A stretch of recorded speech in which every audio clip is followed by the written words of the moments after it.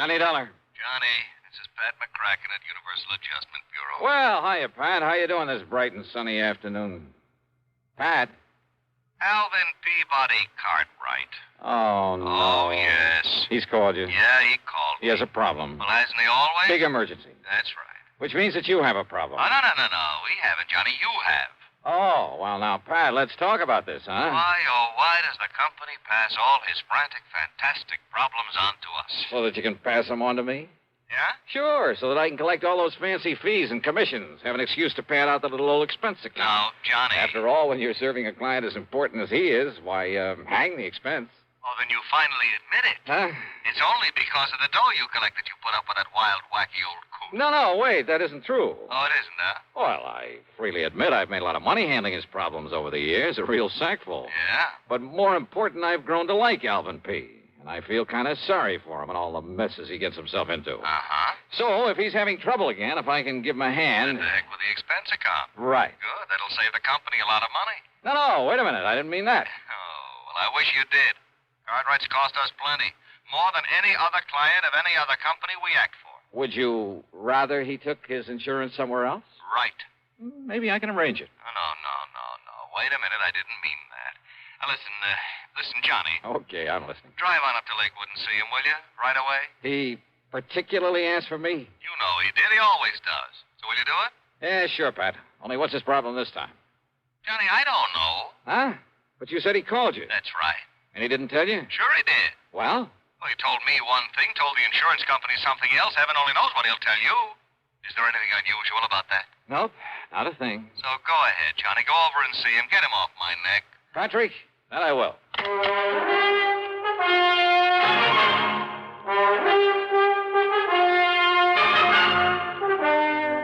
CBS Radio brings you Bob Bailey in the intriguing adventures of the man with the action-packed expense account, America's fabulous freelance insurance investigator. Yours truly, Johnny Dollar.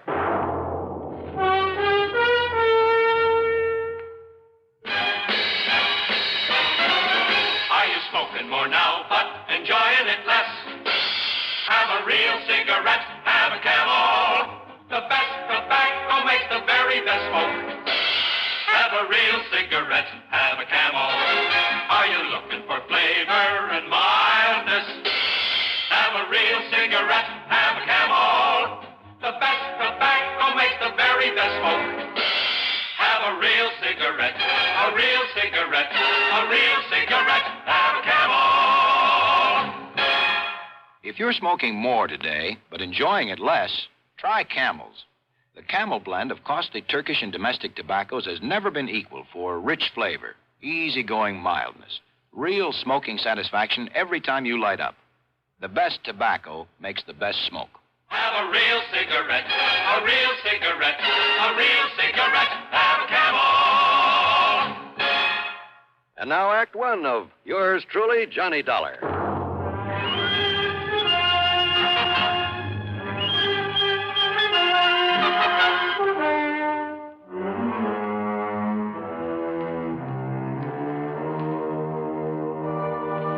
Expense account submitted by Special Investigator Johnny Dollar to the Universal Adjustment Bureau Home Office, Hartford, Connecticut. The following is an account of expenses incurred during my investigation of the merry-go-round matter. Doing a job for Alvin Peabody Cartwright was like riding a merry-go-round, a shoot-the-chutes, a roller coaster, and a razzle-dazzle all in one. Anyhow, expense account item one, $4 for a tank full of gas, and hoping the snowplows had cleared off the highway, I headed north to Lakewood.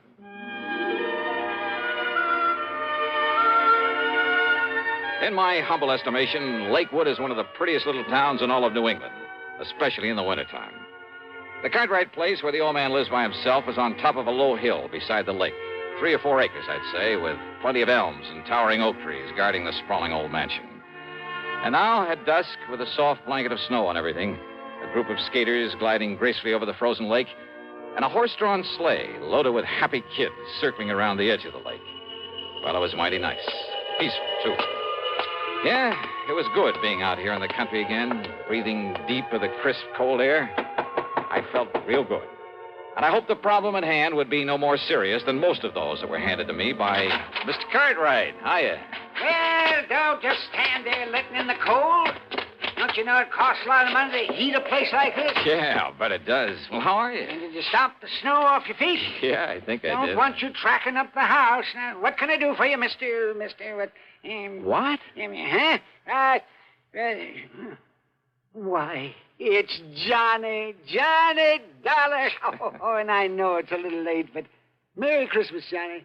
Merry Christmas to you.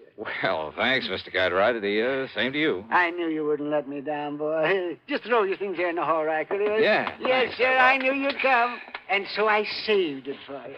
Right in here, Johnny. Yeah, save what, sir? Saved what? Saved what? Why, your Christmas present, of course. You mean to say that's why you... Here wanted- you are, Johnny. Oh, well, now, listen. Go ahead. Open it up and see if you like it. Oh, okay, but you shouldn't... Holy smoke. Well, do you? These are diamonds on this Of thing? course they are. What do you think it is? A piece of junk? Oh, hell no. This is too much, Mr. I Cartwright. don't see why, Johnny. Everybody should carry his money in a bill clip. Everybody. Just think how it will impress the folks. But a bill clip studded with genuine diamonds. Well, do you like it? Well, sure. Well, I don't know how to thank you, You don't sir. need to, boy. You don't need to. If you like it, that's all that counts.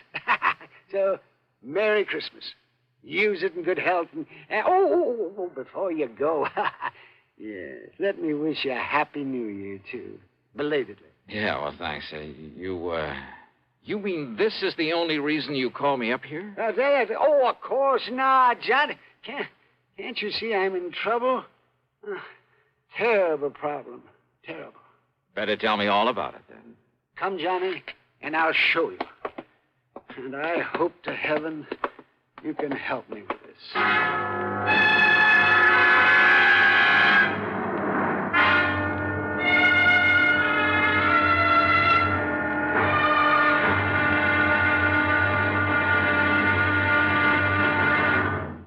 Act two of yours truly, Johnny Dollar, in a moment. Welcome, recording star Mel Torme. It's terrible trying to sing with a bad cold. So I always take 4-way cold tablets to relieve cold miseries fast. Good idea. Tests of all the leading cold tablets proved 4-way fastest acting. 4-way starts in minutes to relieve muscular pains, headache, reduce fever, calm upset stomach, also overcomes irregularity. When you catch cold, try my way. Take 4-way cold tablets. The fast way to relieve cold distress and feel better quickly. 4-way, only 29 cents. Now, here's a word about another fine product of Grove Laboratories. Had dandruff for years? Now get rid of it in 3 minutes with Fitch Dandruff Remover Shampoo. 3 minutes with Fitch regularly is guaranteed to keep unsightly dandruff away forever. Apply Fitch before wetting hair. Rub in 1 minute. Add water, lather 1 minute. Then rinse 1 minute. Every trace of dandruff goes down the drain. 3 minutes with Fitch. Embarrassing dandruff's gone. Fitch can also leave hair up to 35% brighter. Get Fitch Dandruff Remover Shampoo today. And now, Act two of yours truly, Johnny Dollar, and the merry-go-round matter.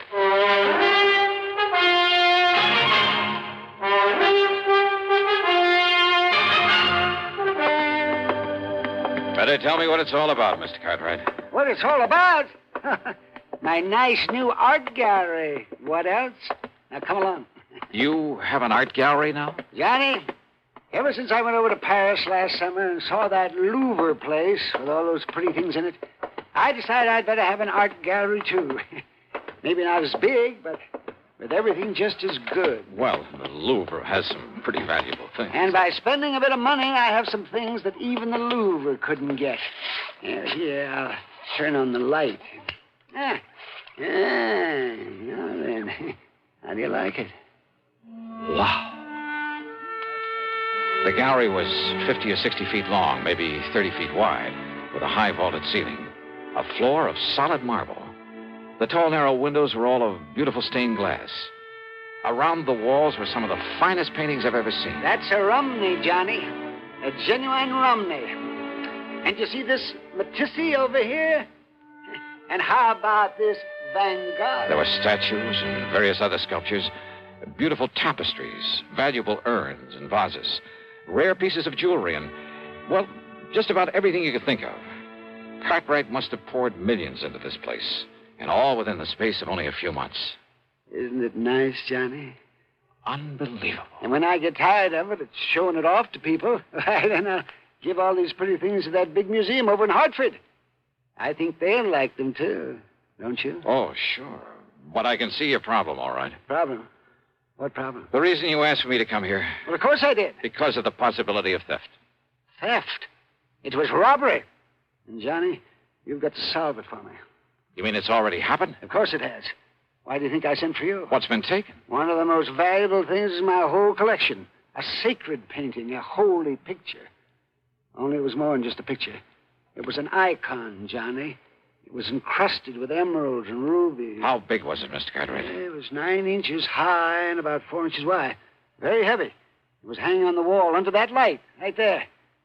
Johnny, it was worth over $90,000.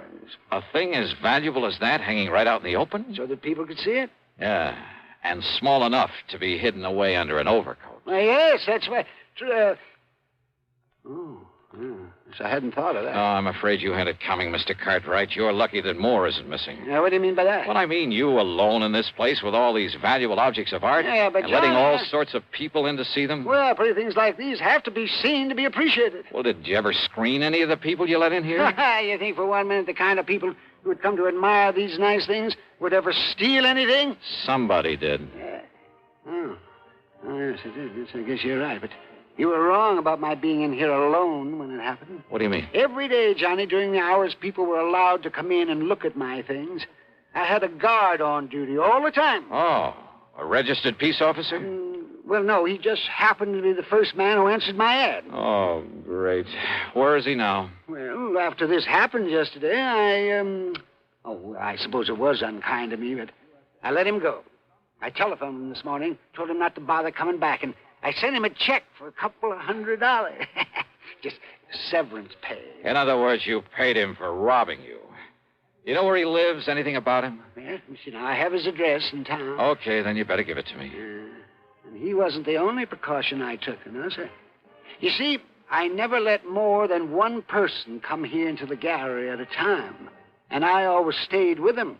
Always. So? Well, it was getting late. The guard was about to leave. But there was a knock on the door. And so I answered it. Uh-huh. And who do you think was there? I'll bite. Who? A sweet little old man. He was all dressed in rags. Oh. He said he'd heard about the icon and he'd like to see it. Yeah. So I showed him in here. And did you stay with him? Well, no, because just then there was another knock on the door. And who do you suppose it was? Okay, who this time? Johnny! It was Jonathan. Jonathan? Yes, Jonathan Peebles. Oh, yeah. My oldest and dearest friend. He lives down in New York. Oh, yes, I remember him now. Yes, he's the oldest, most loyal friend I have. Yeah, sure. He was the one who gave me a hand that time we all thought you were lost at sea. A bit of an eccentric, though. Aren't we all? Well... Yes, well, anyhow, it was Jonathan. And, of course, he gave me the usual lecture. Lecture? Oh, you know, the sort of thing that you would. I'm afraid I don't understand. You know about it being wrong for me to have all these valuable things here in my home and being alone at night and maybe somebody might break in and try to kill me and get at them and that sort of nonsense. Nonsense, huh? Now, you listen to me, Mr. Cartwright. Anyhow, as we were about to come in here to the gallery, I saw that the old man was leaving. So naturally, I stayed out there at the front door to say goodbye to him. And to have the guard look him over, kind of, and pat his clothes and so forth. But then, Johnny, Johnny, that poor old man. What happened? He tripped over the door sill and had a terrible fall. Well, the guard helped him up and made sure he wasn't badly hurt. And, well, I just gave him a few dollars just in case. And I had the guard drive him back to town. Uh-huh. And then you found the icon was gone. It was Jonathan who came out and asked me what I'd done with it. And, Johnny, when I looked and it wasn't there, and I was so upset, the first thing this morning, I put in that call for you. Well, that's probably too late to do any good, but give me the address of that guard you had on here and tell me what he and the old man look like. Yeah, right. Well, the guard's name is Gummy. Is what? Well, that's right. It's Gummy O'Banion. Gummy O'Banion? What's the matter with you, anyhow? Well, Don't you remember?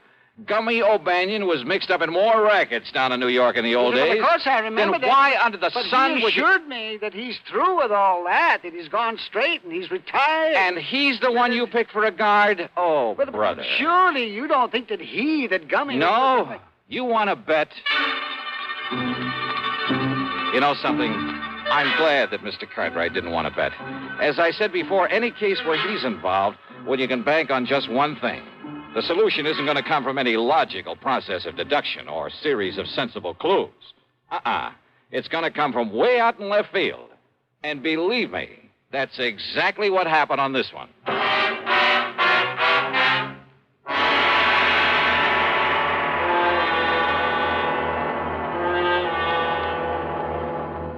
Constipation is something people don't talk much about, but it can be a problem for anyone, even doctors. And when constipation occurs, it's interesting to see just what doctors consider important about a laxative they might use or recommend. Now, a majority of the doctors we heard from had this to say. A laxative should be effective, gentle, as close to natural acting as possible, and a medicine that can be used with complete confidence. Well, pleasant-tasting chocolated X-Lax is effective. Overnight, it helps you toward your normal regularity. X-Lax is gentle. Next morning, it gives you the closest thing to natural action. And that's why many doctors and millions of people use X-Lax with complete confidence. X-Lax, the laxative that helps you toward your normal regularity gently, overnight. Is X-Lax in your medicine cabinet? And now, Act 3 of yours truly, Johnny Dollar.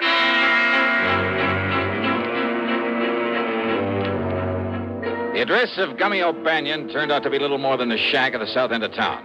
But there was a light inside, so I parked well on down the street, then pulled a peeping Tom act at the window the light was coming from. The window was slightly ajar. Inside, sitting at a bare wooden table, guzzling beer, were O'Banion and a ragged-looking little old man. On the table between them was a stack of bills. Not only 10s and 20s, but I spotted several 50s among them as they poured them over. I didn't know I could pick up easy money like this. I would have went legit long before I did. Yeah, Gummy? And you know what? What, Gummy? Old Cartwright says he's sending me 200 severance, too. What do you think of that, Doc? 200? That's right. So, with that and all this dough the other guy gives us for that act we pulled at the front door... Other guy? Why, Doc, you and me won't have to work for months. That's pretty good, huh, Gummy? Yeah, Doc, that's pretty good. Well, then open me up another bottle of beer, huh? Sure. There. But, Doc, I still don't get it. Why that other guy wanted us to make all that fuss for him there at the front door. You falling down and me helping you up and all. Diversion, they call it, whatever that means. Diversion. Diversion? Yeah, and what'd you say his name is, the one that give us the dough, huh? Oh, crazy kind of name. Reminds me of a church like Steeple, only it wasn't. I didn't wait to hear that name. I didn't need to. Because things had suddenly begun to add up the wrong way. Instead of disturbing the two lucky gentlemen, I got back into my car and drove hard. And I didn't stop until I got all the way down to New York, to a fancy apartment building on East 52nd Street. It was well after midnight, and the uniformed doorman was half asleep and a little grumpy about it all. Look, what do you think I am, your brother's keeper or whatever it is they say? And that crazy old man... And you have no idea at all where he might be, huh? Your name ain't Dollar, is it? What'd you say? I asked, is your name Dollar's all? Yeah, that's right, Johnny Dollar. Why? Well, why don't you say so? Here, old coot left this note for you. He what? Here you are. Dear Johnny, I have tried all day to reach you by phone. But with no success. Knowing you, I'm sure that sooner or later you will come to look for me here at my apartment. I can only ask your indulgence. My indulgence? And beg that when you return to Alvin Cartwright's home, you speak with me before you talk further with him. What? The icon, incidentally, is safely ensconced in the bottom of one of the large Roman urns there in the gallery. Sincerely, Jonathan W. Peoples. But now, will somebody please tell me? Huh? What's the matter, mister? Here's a 5-spot for your trouble. Well, thanks, Johnny. You're okay.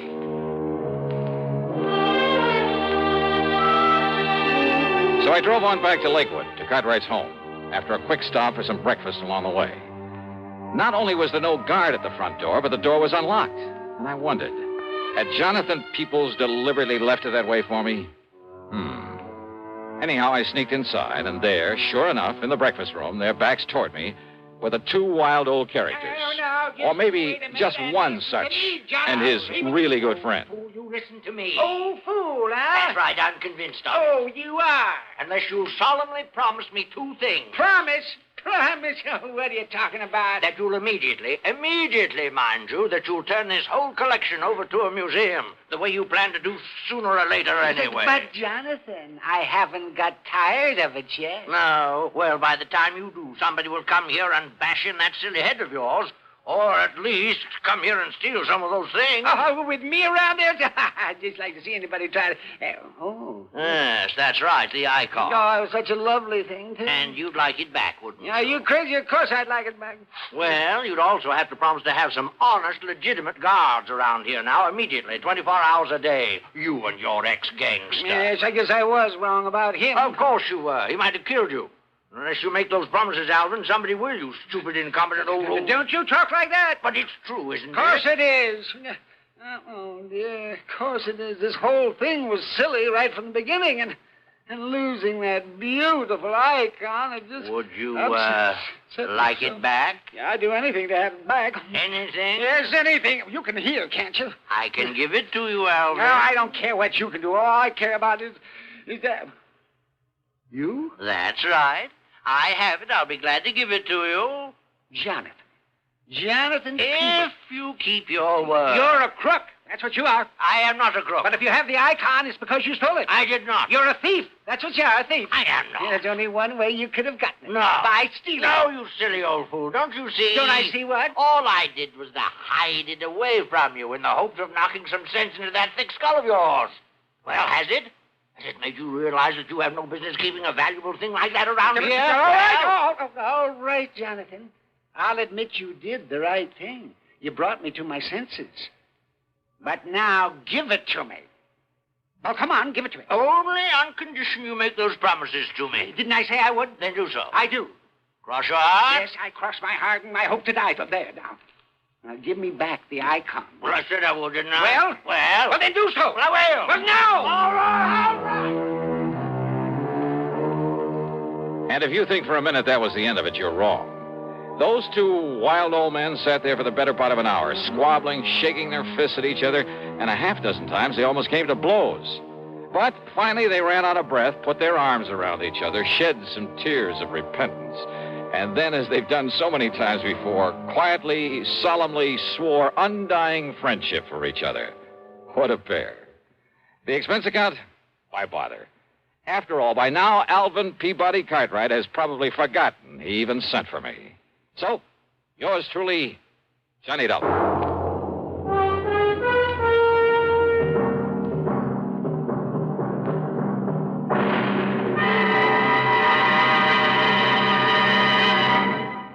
And now our star has a few words for you about the case he'll investigate on next week's program. It's called the Sidewinder matter, and the whole thing happens out in the middle of the Great Mojave Desert. Believe me, it doesn't take long for me to realize the desert can be a mighty dangerous place. So join us, won't you? Right here on the station that brings you all the best in radio. Yours truly, Johnny Dollar. Yours truly, Johnny Dollar, starring Bob Bailey, originates in Hollywood and is written, produced, and directed by Jack Johnstone. Heard in our story were Lawrence Dobkin, Howard McNear, Frank Gerstle, Will Wright, Forrest Lewis, and Joseph Kearns. Be sure to join us next week, same time and station, for another exciting story of yours truly, Johnny Dollar. This is John Wall speaking. A terrorized model races for the end of the road. Shocking drama of suspense next on the CBS Radio Network. Better buys are your reward at Orange Motors for a Ford. Get your orange guarantee from the largest dealer in Albany, in the heart of Auto Row. Orange is the place to go. Orange Motors has the ports, it's true, plus 44 years of experience too. Orange Motors, if you're wise, for better service, better buys. Want a new Ford right now? Come to Orange Motors and choose from a large selection of new 1960 Fords. Orange has new Fords and new Falcons, lots of them. For a better deal, buy Ford. Buy at Orange Motors, 799 Central Avenue, Albany. Want a new Ford right now? Go to Orange Motors right now. Better Ford buys, used or new, at $7.99 Central Avenue. Orange Motors, if you're wise. For better service, better buys. Radio 59, WROW, first on the dial, serving Albany, Troy, and Schenectady.